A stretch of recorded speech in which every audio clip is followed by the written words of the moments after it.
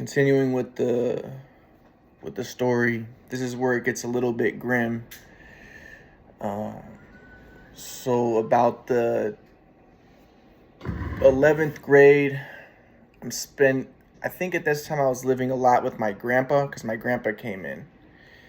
Now I was mentioning how there was a lot of conflict between my dad and me at this point, and also my mom. So I'm gonna get more into details on that aspect. So as I mentioned, the main problem was, I'm telling you, I know the problem was the shoot away machine. Now, my mom, I know at this point, and at that point, she wanted to think, oh, Ryan was just screwing up. His shot was screwed up because he was having some sort of mental problem. I know this because after college, when I was living on Kauai, tried to explain to my mom about the shoe away machine. I never explained to her before about it because I wasn't allowed to talk about the past, as my grandpa had made up that rule. But I tried to explain to her, and she said, no, it wasn't the shoot away machine that messed up your shot. She said, if anything, your shoot away machine would have helped your shot. She said, your shot got messed up because you started to become mentally ill and you couldn't handle the pressure. It was too much for you to handle, and you fell apart. So again, this is that whole thing where they became very dismissive of me and very invalidating and not listening to me. And I really do believe that what happened was they started to sort of dehumanize me and look at me in a very negative light, especially my mom. And that was a part that really had a detrimental effect on me. So this was about the 11th grade, and my shots messed up. And I know it was a shoot away machine because in college I looked at the videos, and the way I was shooting at that time it was just like I was picking the ball off of a rack. And I know how great shooters shoot. I'm not going to go into details, and if I could go into details, you know exactly what I'm saying. But I don't want to make good shooters think. And I know that the best shooters are just unconscious. So just long story short, the shooting machine messed up my shot. I'm not stepping in the shots right. I'm picking the ball off of a rack. Now, what ends up happening is I'm starting to fight with my dad, because my dad, as I mentioned, he always, throughout my whole life, he would shoot with me every day. Every single day, every night, we shot baskets, and things were always good, and he would always help me. And he was the one who made me such a good shooter, because he would tell me, don't listen to coaches, shoot sideways.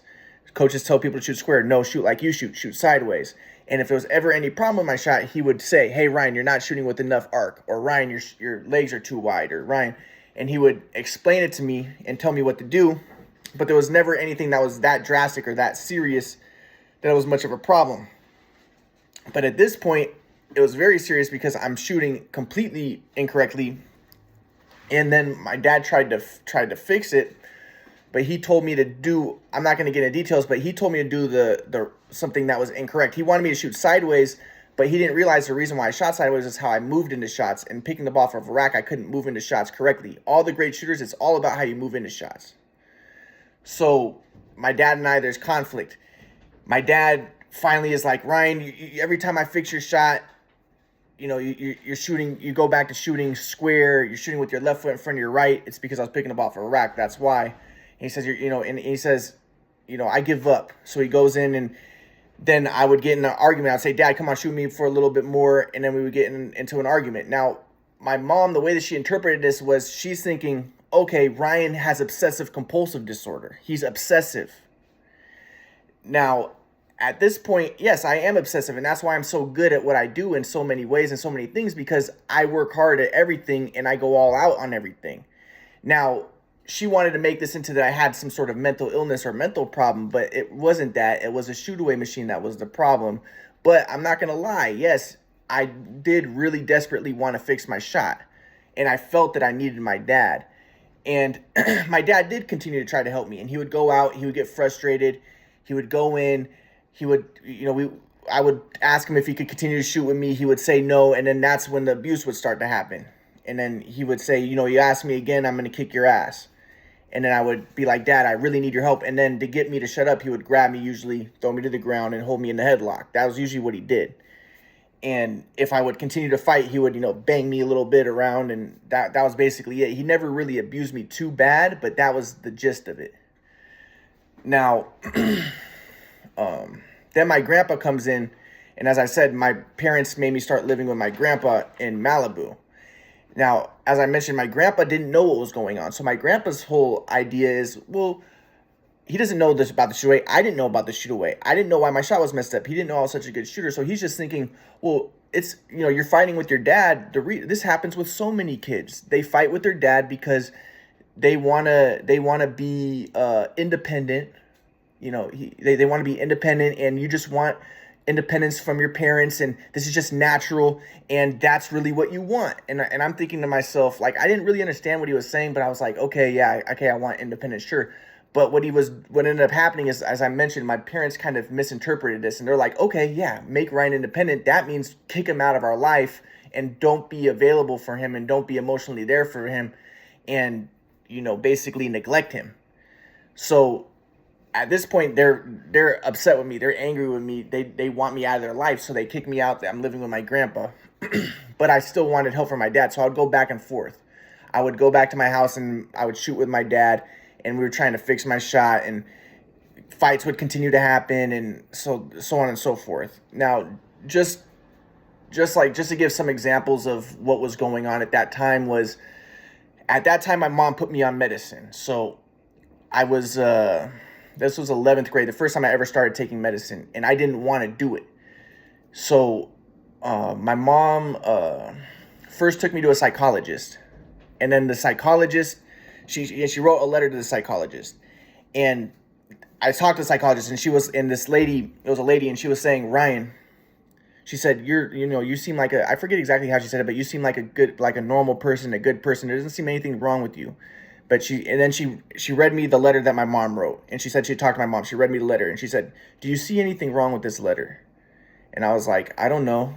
And she was like, it said something like, Ryan was such an amazing boy, and he was, awesome.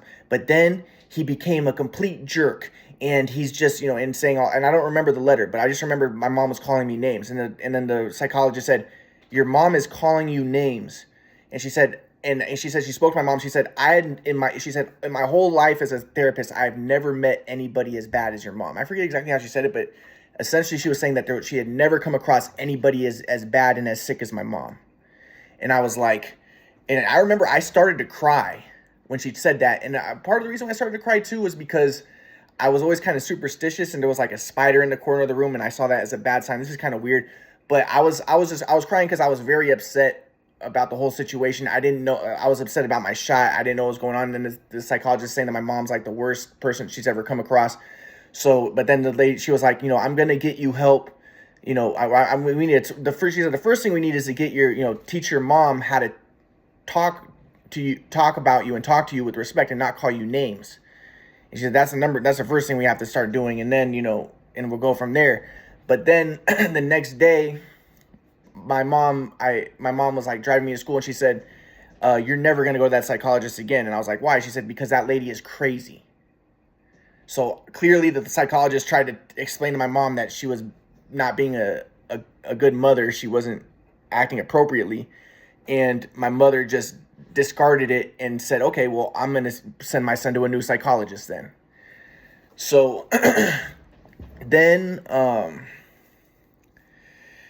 and just to give like some examples of, because I said this is a little bit grim and it's a little bit macabre, but this is kind of what ended up happening with what I would say it was kind of abuse, kind of physical abuse, kind of violence.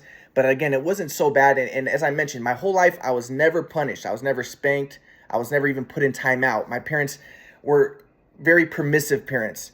They never, I wasn't one of those kids who had to be like, yes, sir, yes, ma'am. I could cuss in front of my parents. I could do whatever I wanted. They never cared about anything.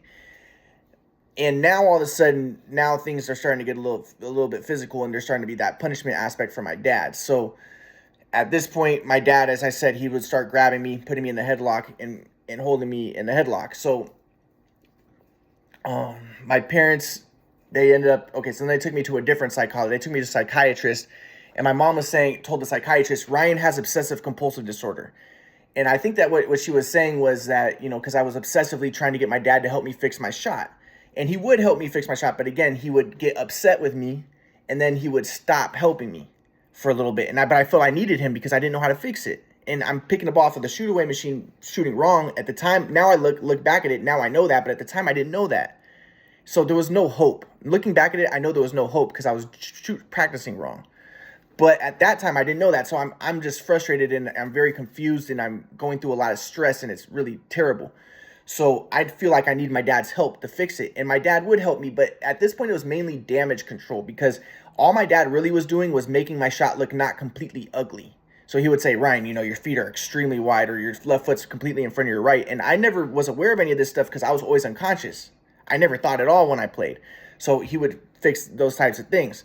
But then he would get frustrated. Oh, it's futile. You suck now. And then he would go in and he would say, I'm not going to help you anymore. And then that's when the fights would happen. I would say, I need your help. So my parents take me to a psychiatrist and my mom's telling him, Ryan is upset. He has obsessive compulsive disorder. He doesn't, he doesn't stop with his dad. He doesn't take no for an answer and he needs to be put on some sort of medicine to calm him down.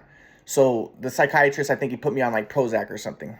He put me on something like very minimal, like some sort of just really a basic type of medicine. But but I didn't want to take the medicine. But my mom and dad told me, if you want to live in the house, you have to take this medicine. Now, I figured in my mind, I was thinking, I don't want to take the medicine because I feel like I'm fine. I don't want to do this. But at the same time, I thought to myself, but I need my dad to help me fix my shot. And I need to stay in my house if that's the case. So I thought, okay, I'll take this medicine. So I started taking that. And, but then the fights continued because, again, that medicine's not going to really change anything because my shot's messed up. I need help to fix it. I don't know it's a shoot away machine. And again, if I can explain to you exactly what the details are with it, like how great shooters shoot, how they move into it, then you would really understand what I'm saying. And also you would understand how my dad was trying to artificially make me shoot sideways and artificially do this stuff, and how he actually was telling me to do the wrong thing, and that made things even worse. But to make a long story short, the fighting continued, the conflict continued, and yeah, but then my grandpa, he comes to the picture and he's saying, yeah, what Ryan really needs is independence. So I'm going back to live with my grandpa in Malibu because the medicine isn't working, quote unquote. The medicine, of course, isn't going to work, and this stuff isn't working. So now I'm living with my grandpa in Malibu, and but I'm going back and forth from my house and then going to my grandpa's, and basically it's a very challenging situation.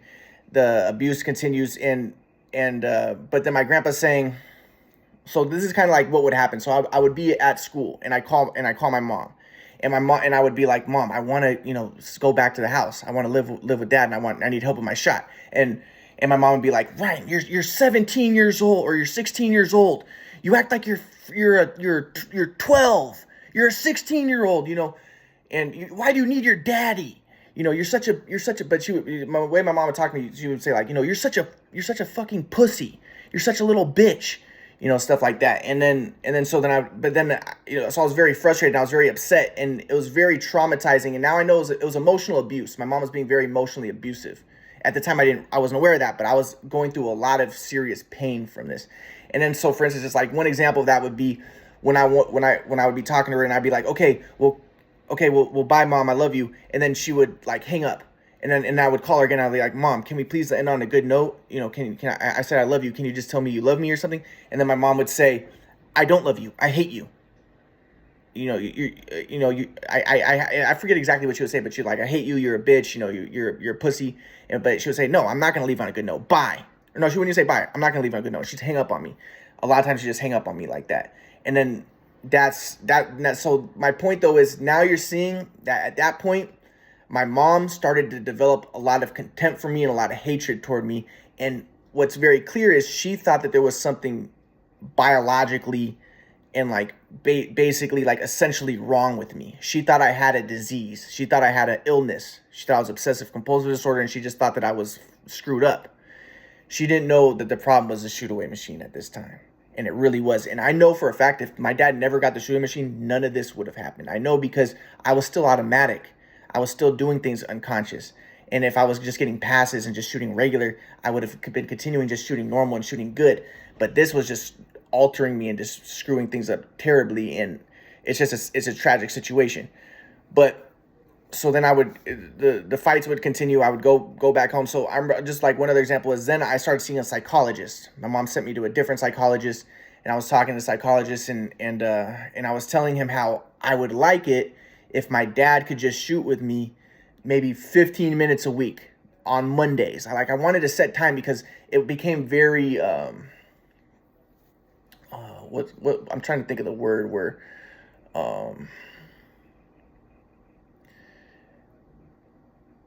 you know how very capricious where where